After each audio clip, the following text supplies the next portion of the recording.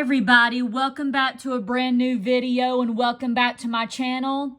So I hope you guys enjoyed the ghost train story as I did earlier today, but I'm gonna read one more and then I'll read I'm gonna read one more. Well, actually, I'll just read two. I'll just read two. That's okay. I'm gonna read two more. I'm gonna read two more for you guys, and then tomorrow I'll read some more. Okay, so this story right here, is called "The Body Under the Train." The body under the train. The body under the train. So this one is called "The Body Under the Train."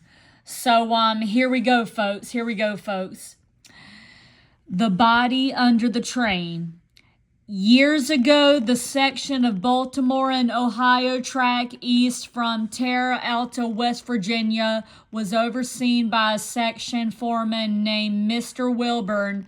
Three of the settlement, Joe, Bob, and Dick, roomed in Mr. Wilburn's house. Bob and Dick were bachelors, and every payday they headed to Terra Alta for a night on the town. One payday, Bob was assigned to take the late night shift walking the track. He wanted to go to Terra Alta, and Joe, who was married, needed money, so they switched off after a night of drunken gambling. Dick was thrown in jail for disturbing the peace. Bob had to walk home down the track without a lantern. On his way home, Bob had to walk through a deep cut. He couldn't see anything as he tramped through the excavation without a light. The cold wind funneled through the deep man-made ravine, making eerie noises. As he listened, Bob remembered the evil representation of the place and shuddered as he recalled some of the stores he heard about it. He started walking faster. About halfway through the cut, Bob stepped on something soft, reached down to throw it off the track. His gripping fingers felt locks of hair. His groping fingers felt locks of hair, eye holes, a nose. It was a human head. Bob ran for the Wilburn house screaming. It took an hour for Mr. Wilburn and his wife to calm him down, enough to tell them what had happened. After hearing Bob's story, Mr. Wilburn and a neighbor walked back down the track and found Joe's body. He had been hit by a train and beheaded. Several days later, Bob quit his job with the B&O. He told Mr. Wilburn that Joe was haunting him and that he kept seeing Joe's headless body under a coach of the night train. Mr. Wilburn kept telling Bob that there were no ghosts, but Bob quit and left Terra Alta for good. So anyway, this takes place. This takes place in Baltimore and Ohio from Terra Alta, West Virginia. So that's where it takes place at, and Joe got hit by a train. And Bob was walking down the track when he saw and felt his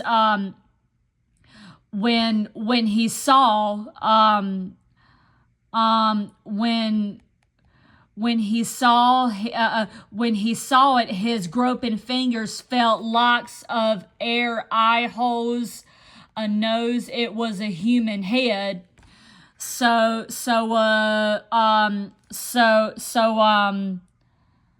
um, um,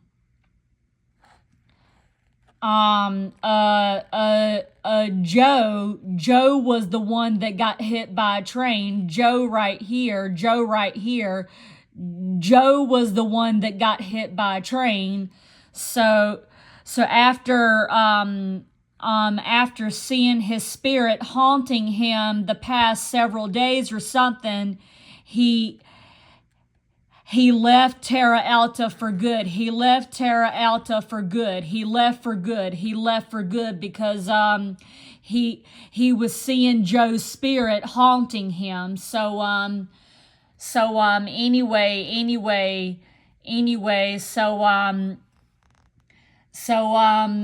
I hope this will be an episode on the Travel Channel and the Discovery Channel and the History Channel.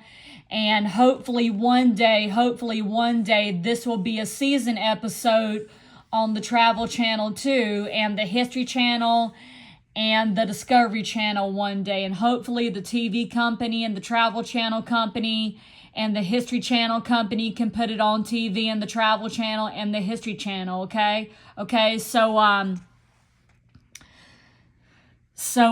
anyway, that is the story of the body under the train. Anyway, I'm gonna read one more story, and then end for the night. I'm going to read one more story and then end for the night. Okay. Now this one is called the Phantom Locomotive number 110. The Phantom Locomotive number 110. So anyway, this takes place in Elsden, West Virginia. Elsden, West Virginia. This takes place in Elsden, West Virginia. So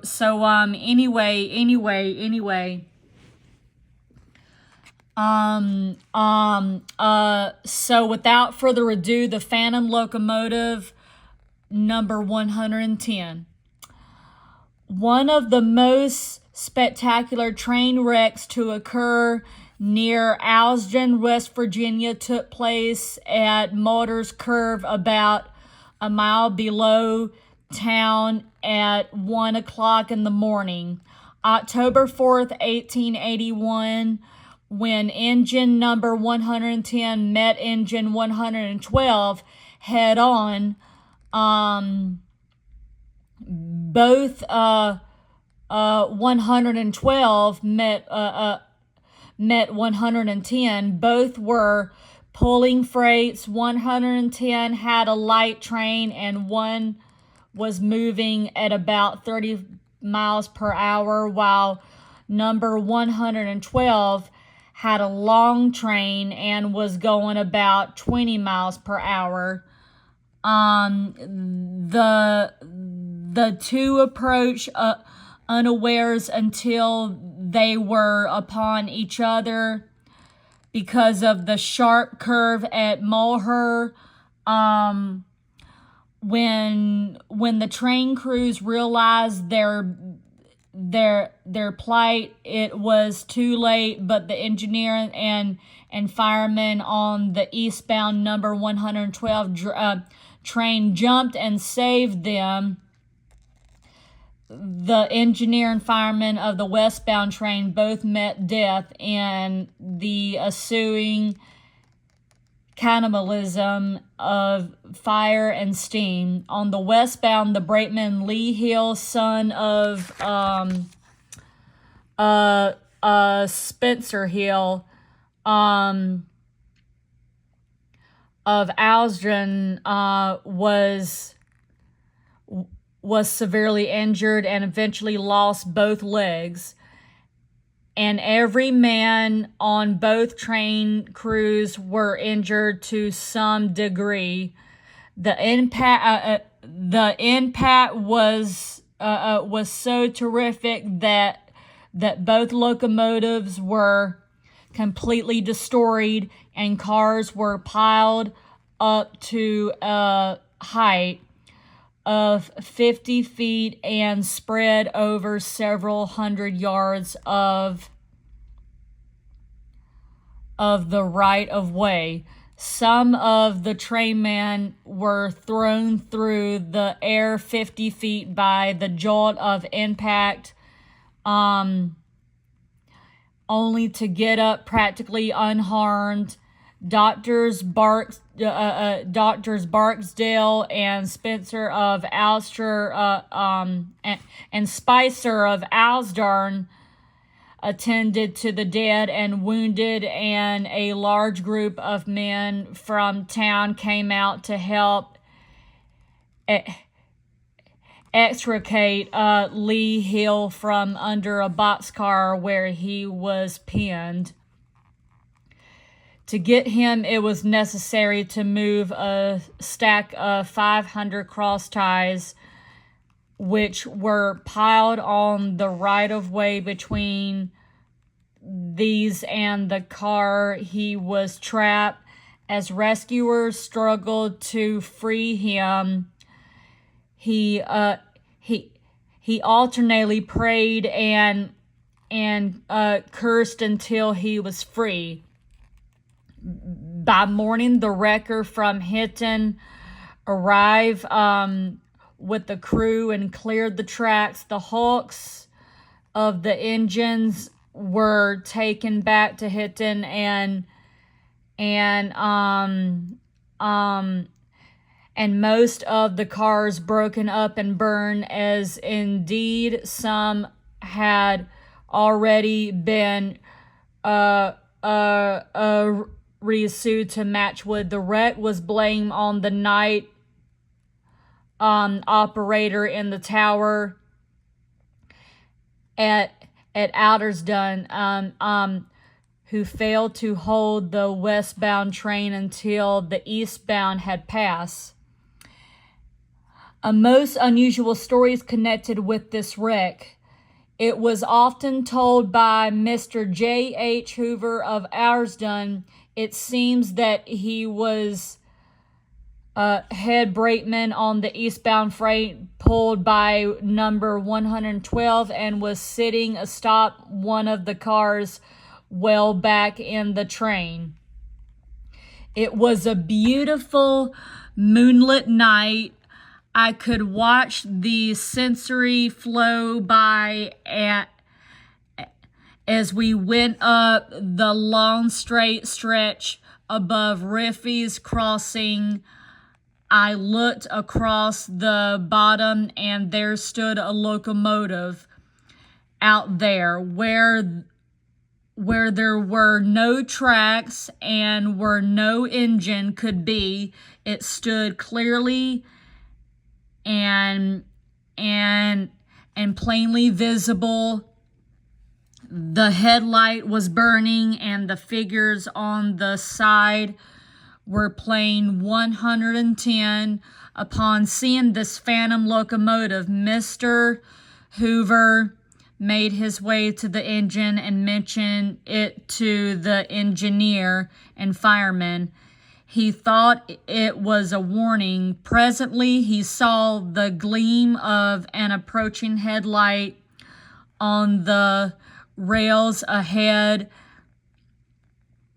as they ran into Mulhurst Curve, and then he jumped. I rolled down the embankment like a bear, and then heard the awful smashing and grinding as the two trains smashed into each other. Presently, I was able to walk up to the place, and there were the two engines reared into the air, just like two dogs standing on hind legs fighting. He felt he already knew the number of the westbound engine, and sure, when he looked, it was number 110. Then I quit railroading. Mr. Hoover's story can be considered a dream or just a fancy made up to amuse or frighten, but he was not a man who he was not a man to do such things. He was he was a learned man and not given to superstitious feelings. He saw that phantom locomotive that night, and the experience made him quit railroading for good. It is certainly one of the most interesting stories ever told about any wreck on the C&O. This information was supplied by Mr. J.B. Swoop of Kimberly, West Virginia.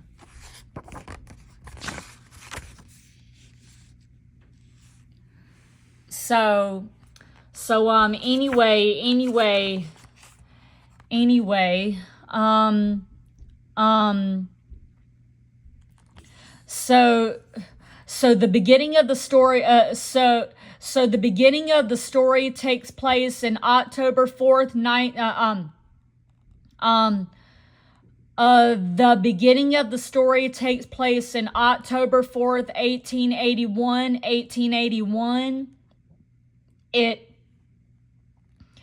It takes place back in the 1880s, back in 1881 on October the 4th.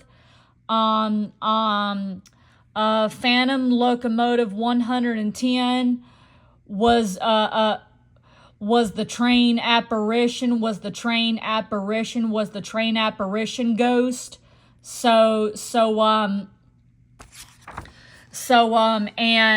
And Mr. Hoover saw the apparition that night when he was on the tracks, and he saw the apparition that night.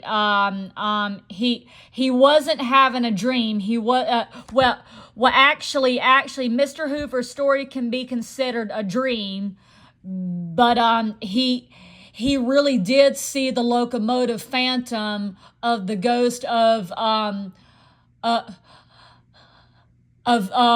he really did see the phantom locomotive of 110 that night. So the apparition can be shown there. So the apparition can be shown. It can be shown there. Okay. So anyway, the apparition of the train can be shown somewhere in there, and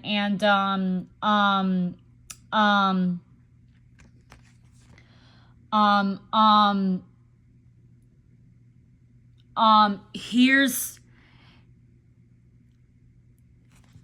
the picture of the real train. Here's the picture of the real train right there. And here's the here's the Chesapeake and Ohio station right here in Alsdrun, West Virginia.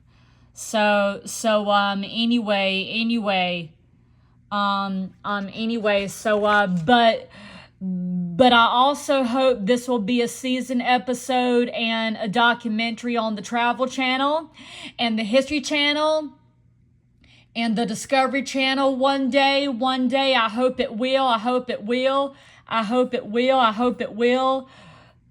Those of you who live in Alsdrun, West Virginia, or if you live in West Virginia and you know about this story, you will see the apparition of the phantom locomotive 110 when it's shown on the Travel Channel and the History Channel one day. Hopefully one day this season episode and documentary will appear on the Travel Channel and the Discovery Channel one day.